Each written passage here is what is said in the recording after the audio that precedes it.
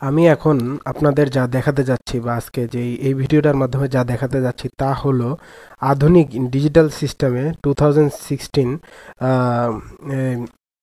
সরকার বাংলাদেশ সরকার যে অনলাইনে কিভাবে মানে অনলাইনে যে স্কুলের আবেদনপত্রগুলো সংগ্রহ করা শুরু করেছে এবং ইতিমধ্যেই তা শুরু হয়ে গেছে 1 ডিসেম্বর 2015 থেকে 2016 সালের যারা নতুন অ্যাডমিট হবে বিভিন্ন ক্লাসে।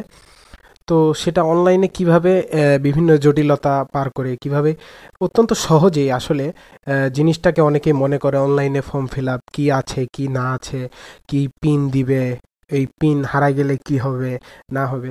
তো জিনিসগুলো একটু যদি যত্ন সহকারে করা হয়, আর আমার বিশ্বাস, দৃঢ় বিশ্বাস যে এই ভিডিওটি দেখার পর অনলাইনে ফর্ম ফিল আপ করতে আপনাদের কোনো রকম সমস্যা হবে না ইনশাআল্লাহ। তো আপনাকে গভর্নমেন্ট এই যে এই অ্যাপ্লিকেশন ফর্ম যেটা নতুন সিস্টেমে ফিল আপ করার জন্য আপনাকে প্রথমেই যে ওয়েবসাইটে যেতে হবে, টেলিটকের এই ওয়েবসাইটে টেলিটক কার্যক্রম, অর্থাৎ টেলিটক এই কার্যক্রমটি চালু করেছে বা টেলিটক আপনার পার্টনার এইটার। টেলিটকের মাধ্যমে অর্থাৎ টেলিটক সিমের মাধ্যমে কিন্তু আপনার এই ফিগুলো আবেদনপত্রের এই ফিগুলো এক একটা প্রতি স্কুলের যে কোনো শিফটের বা প্রতি স্কুলের আলাদা আলাদা শিফটে আবেদন করলে আলাদা আলাদা 150 টাকা হিসেবে কিন্তু ফি কেটে নিবে। তো আমরা সেই হিসাবেও আপনাদের ডিরেকশন দিয়ে দেবো, নো প্রবলেম। প্রথমে আপনাকে যেতে হবে এই ওয়েবসাইটে। কোন ওয়েবসাইটে? ওয়েবসাইটটা লিখি, এই ওয়েবসাইটে দেখতে পাচ্ছেন, এই ওয়েবসাইটে যেতে হবে http এই যে gsa.teletalk.com.bd এই ওয়েবসাইটে গেলেই যেতে হবে আপনাকে যে কোনো ব্রাউজার থেকে। গভর্নমেন্ট স্কুলে অ্যাডমিশন ঘুরছে, দেখেন এইরকম একটা পৃষ্ঠা চলে আসবে, SMS and web based government school admission 2016।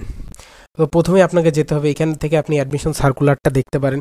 আর ঢাকা মহানগরীকে যে এইবার থানা বিভিন্ন থানায় ভাগ করলো, 35টি থানায়, এইখানেও সার্কুলারটা দেখে নিতে পারেন যে আসলে সার্কুলারটা কি দিয়েছে, কি কোন থানায় আপনি আবেদন করতে পারেন বা আপনি কোনো কোঠা পাবেন কি না, এটা আপনি ডাউনলোডও করে রাখতে পারেন, নো প্রবলেম। যাই হোক, এটা ছিল আপনার সার্কুলারটা, যে ঢাকা মহানগরীর সার্কুলার, যে 2016 সালের কোনটা কোন গ্রুপে পড়বে সেই হিসাবে। তো অ্যাপ্লিকেশন ফর্ম পূরণ করার জন্য আপনি অ্যাডমিশন সার্কুলার আর ঢাকা এই দুইটা নামালেই মোটামুটি আইডিয়া পেয়ে যাবেন। যারা ঢাকাবাসী তাদের জন্য ঢাকারটা, আর অ্যাডমিশন সার্কুলার তো সারা বাংলাদেশের জন্য। স্টুডেন্ট অ্যাপ্লিকেশন ফর্মে আপনাকে যেতে হবে। তারপরে প্রথমে আপনাকে বিভাগ চুজ করতে হবে। বিভাগ যেমন আমি একটা উদাহরণ হিসেবে দেখাইলাম ঢাকা, ডিস্ট্রিক্ট হিসেবে ঢাকা, থানা আপনি যে থানার আন্ডারে পড়েন, যেমন আমি দিলাম নিউ মার্কেট। এখন ঢাকার এই থানায় গভর্নমেন্ট স্কুল হিসাবে, নিউ মার্কেট থানার মধ্যে গভর্নমেন্ট স্কুল হিসাবে যেটা পড়ে সেটাকে আপনাকে চিন্তার কোনো কারণ নেই, কেননা চুজ স্কুল হিসেবে আপনার এই থানার আন্ডারে কোন কোন স্কুল পড়ে তা অটোমেটিক্যালি এসে পড়বে। যেমন এখানে এই থানার নিউ মার্কেট থানার আন্ডারে একটা স্কুল পড়ে, গভর্নমেন্ট ল্যাবরেটরি হাই স্কুল। তারপরে আপনাকে ক্লাস চুজ করতে হবে, আপনি যে ক্লাসে দিতে চান, 1, 2, 6 বা 9, 1, 2, 6 বা 9 যেটাতে আপনি দিতে চান। আমি যেমন 1-এ দিলাম, নেক্সট দিলাম। তারপরে এইখানে আপনাকে একটা ফর্ম আসবে এইরকম, এই ফর্মটা আপনাকে ফিল আপ করতে হবে অতি যত্ন সহকারে, অত্যন্ত সূক্ষ্মভাবে ফর্মটি ফিল আপ করতে হবে, নতুবা আপনার আবেদন ভুল হয়ে যাবে। ঠিক আছে? এই আবেদন ফর্মটি ফিল আপ করার জন্য এইভাবে, যেমন আমি আগে একটি আবেদন করেছিলাম ছোট ভাইয়ের, সেই হিসাবে এগুলো আসতেছে।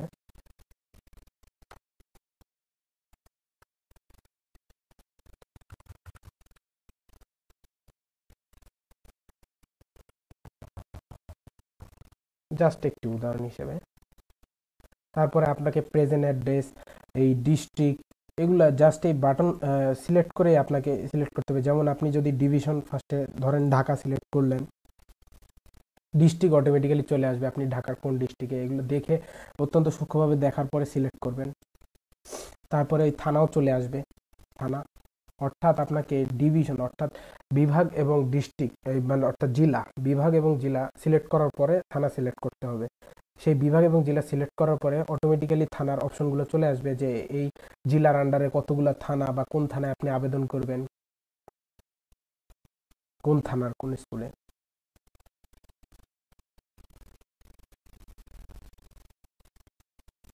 তারপরে পোস্ট অফিস হিসেবে আপনার ওই থানার আন্ডারে। এইখানে একটি কথা আছে, যারা কোঠা পাবে তাদের হিসাবে আছে এই কোঠার হিসাবটা তারা কিন্তু অতি সূক্ষ্মভাবে ভালোভাবে যাতে জেনে নেয় কোঠার জিনিসটা। যেমন যারা ক্যাশমেন্ট এরিয়া এখানে বলেছে, এখানে কোঠা আছে কিন্তু নর্মালি, যেমন আপনার যদি কোনো কোঠা নাও থাকে তাও কিন্তু আপনাকে জেনারেল হিসেবে আবেদন করতে হবে। আপনি যদি মুক্তিযোদ্ধার সন্তান হন তাহলে চাইল্ড অফ ফ্রিডম ফাইটার্স হিসেবে আবেদন করতে হবে। আপনি যদি গ্র্যান্ড চাইল্ড অফ অর্থাৎ নাতি হন বা নাতনি হন ফ্রিডম ফাইটারের অর্থাৎ মুক্তিযোদ্ধার, তাহলে আপনি যদি কোনো সরকারি কর্মকর্তার অর্থাৎ শিক্ষা কি বলবো এটাকে, শিক্ষা মন্ত্রণালয়ের অধীনে যারা চাকরি করে, হ্যাঁ, বা কোনো সরকারি স্কুলের কোনো কর্মকর্তা বা কর্মচারী, তাহলে তাদের জন্য এই অপশনটি প্রযোজ্য। এর প্রতিবন্ধী শিশুদের জন্য একটি অপশন আছে। আর ক্যাশমেন্ট এরিয়া হিসাবে সরকার এইবার নির্দিষ্ট এলাকার হিসাবে ক্যাশমেন্ট এরিয়া হিসাবে আপনার একটা নির্দিষ্ট অংশ অর্থাৎ এলাকার স্টুডেন্টকে নেবেন, নির্দিষ্ট সংখ্যক এলাকার স্টুডেন্ট নেবেন। তারা নির্দিষ্ট সংখ্যক এলাকার ক্যাশমেন্ট এরিয়ার মধ্যে 40% অর্থাৎ 100 জনের মধ্যে 40 জনই এলাকার বাচ্চারা থাকবে। এটা হলো 1 নম্বর সুবিধা এই কোঠায়। আর ক্যাশমেন্ট এরিয়াটা আপনার দেখবে হলো সম্পূর্ণ পুরোপুরি ভোটার আইডি কার্ড দিয়ে, আপনার ভোটার আইডি কার্ড দিয়ে। ঠিক আছে, এইখানে আরও একটা জিনিস আপনাকে যেটা জানা অত্যন্ত গুরুত্বপূর্ণ, সেটা হলো আপনি প্রেজেন্ট অ্যাড্রেস, পার্মানেন্ট অ্যাড্রেস এইভাবে যার যেটা হয়, ফার্স্টে আপনার বিভাগ, পরে জেলা, আর পরে থানা সিলেক্ট করার পরে এটা সম্পূর্ণভাবে আপনাকে একটা কন্ট্যাক্ট নাম্বার দিতে হবে, যেটাতে আপনার অ্যাডমিশন সংক্রান্ত যে কোনো মেসেজ যাবে এই কন্ট্যাক্ট নাম্বারে। সিবলিং হিসেবে অনেকে বুঝতে অসুবিধা হয়, সিবলিং হলো ওই স্কুল বা আপনি যেই থানার আন্ডারে যেই স্কুলে আবেদন করতেছেন ওই স্কুলে আপনার অন্য কোনো সন্তান পড়ে কিনা। সোজা এক কথা হলো আপনার অন্য কোনো সন্তান, নিজের সন্তান পড়ে কিনা। অর্থাৎ এটা আছে সিবলিং হিসেবে আছে যে আবেদন করবে তার কোনো ভাই বা বোন পড়ে কিনা, অর্থাৎ যে ভর্তি হবে, ভর্তিচ্ছু যে শিক্ষার্থী, তার কোনো ভাই বা বোন যদি থাকে তাহলে ইয়েস, আর যদি না থাকে তাহলে নো।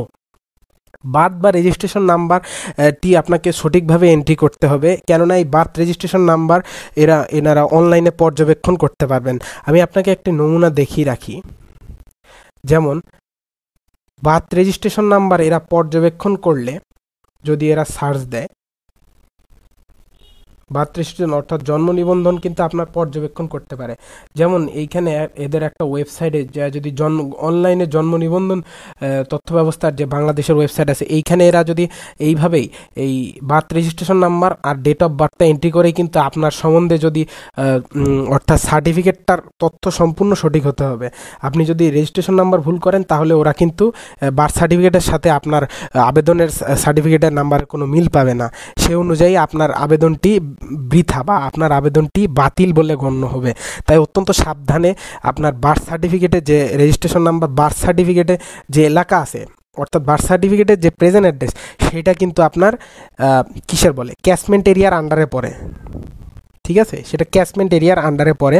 বার্থ সার্টিফিকেটে যে কি আছে জন্মস্থানটা আছে সেটা আপনার ক্যাশমেন্ট এরিয়ার আন্ডারে পড়ে। অবশ্যই সেটা ভালোভাবে দেখবেন, কেননা এটা অনলাইনে তথ্য, এটি যাচাই করা যায় এবং ওরা যাচাই করে দেখবে।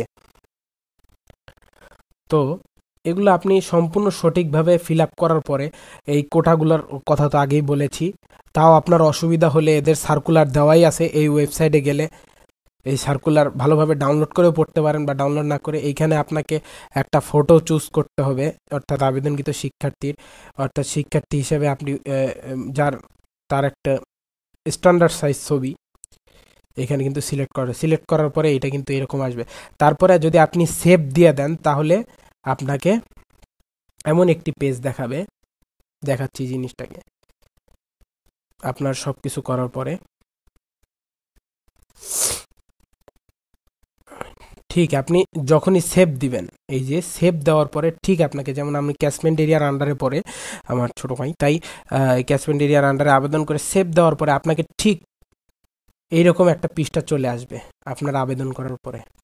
এবং আপনি ভালোভাবে মনে রাখবেন এইখানে আছে আপনার যা যা দিয়েছেন তা কিন্তু আর চেঞ্জ করতে পারবেন না বা এডিট করতে পারবেন না, ঠিক আছে? যা দিয়েছেন তা চলে গেছে এবং সেই অনুযায়ী আপনাকে একটা ইউজার আইডি দিবে, অ্যাপ্লিক্যান্টস কপি। এই ইউজার আইডি দিয়ে আপনাকে বেতন পরিশোধ করতে হবে, ঠিক আছে? আর এটা আপনি প্রিন্ট করে রাখতে পারেন, এটা আপনার লটারির সময় লাগতে পারে, তাই আপনি এটা প্রিন্ট করে রাখতে পারেন। অর্থাৎ আপনি যে ফর্মটা ফিল আপ করলেন ওইটা আপনার ওইখানে যে ইনফরমেশনগুলো দিয়েছেন তার সম্পূর্ণ একটা অনুরূপ এইখানে, আর এটা এসে পড়বে। তারপরে আপনি যখন পরবর্তীতে এটা নেওয়ার জন্য ঢুকবেন, অর্থাৎ আপনাকে ওরা লগ ইন করতে বলবে অ্যাডমিট কার্ড নেওয়ার জন্য। বিশেষ করে যারা ভর্তি পরীক্ষা তাদের জন্য অবশ্যই অ্যাডমিট কার্ড লাগবে, অ্যাডমিট কার্ডটি নিয়ে যেতে হবে। এবং যারা লটারিতে আবেদন করে তাদের জন্য অবশ্যই লাগবে। তাই কিভাবে অ্যাডমিট কার্ড পাবেন তাও দেখি। এই যে গেট অ্যাডমিট কার্ডে যাবেন, যাওয়ার পরে আপনাকে যে ইউজার আইডি, আর ভালো কথা যে পাসওয়ার্ডটা কিন্তু ততক্ষণ পর্যন্ত আপনার মোবাইলে আসবে না যতক্ষণ পর্যন্ত আপনি মোবাইলের মাধ্যমে ফিটুক পরিশোধ করেন। অর্থাৎ একটা স্কুলের যে কোনো একটা শিফটেরও আবেদন ফি, হিসেবে 150 টাকা কিন্তু আপনার মোবাইলে থেকে কেটে নিবে। আর সেই হিসেবে আপনার যে কেটে নেবে, আমি যে সার্কুলারটা দেখাচ্ছি আপনাকে, সার্কুলারটা ওদের ওয়েবসাইটেও আছে, নো প্রবলেম, ওইখান থেকেও পড়তে পারেন। আপনাদের যে সার্কুলারটা আসবে সেটা হলো এই সার্কুলারটা আসবে। এখানে কিন্তু আপনাকে সার্কুলার মধ্যে অবশ্যই স্পষ্টভাবে লেখা আছে যে কি করতে হবে বা কিভাবে অ্যাপ্লিকেশনের জন্য 150 টাকা জমা দিতে হবে, কিভাবে SMS পাঠাতে হবে, ফ্রিতে SMS আসবে, ওই SMS এ পিন নাম্বার দিবে, ওই পিন নাম্বার ব্যবহার করে। এবং আরেকটি কথা, এটা একমাত্র টেলিটক সিম দিয়েই এই ফিটা পরিশোধ করতে হবে। এই 150 টাকা ওরা টেলিটক সিমের মাধ্যমেই কেটে নিবে। আর আবেদন ফি সম্পন্ন হওয়ার পর আপনার মোবাইলে ইউজার আইডি আর পাসওয়ার্ড দিয়ে একটা মেসেজ আসবে।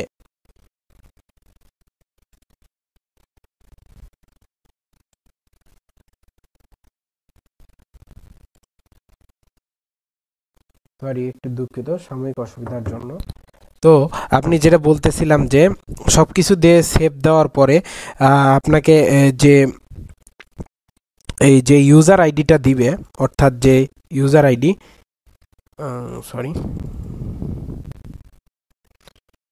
যে ইউজার আইডিটা দিবে, অর্থাৎ এই ইউজার আইডির মাধ্যমে আপনাকে কি করতে হবে, SMS করতে হবে।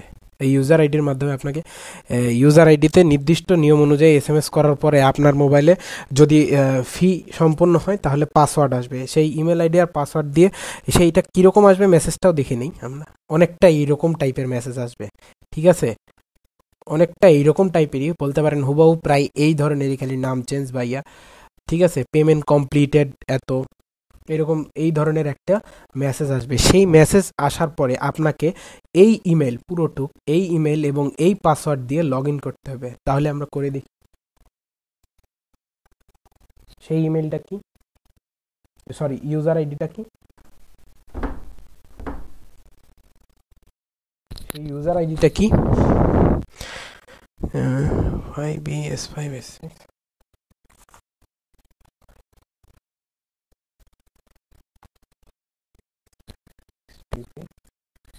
পাসওয়ার্ড, যে পাসওয়ার্ডটা আসবে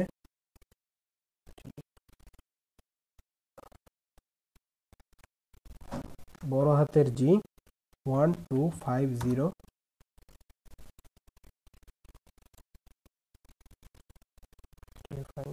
বড় হাতের,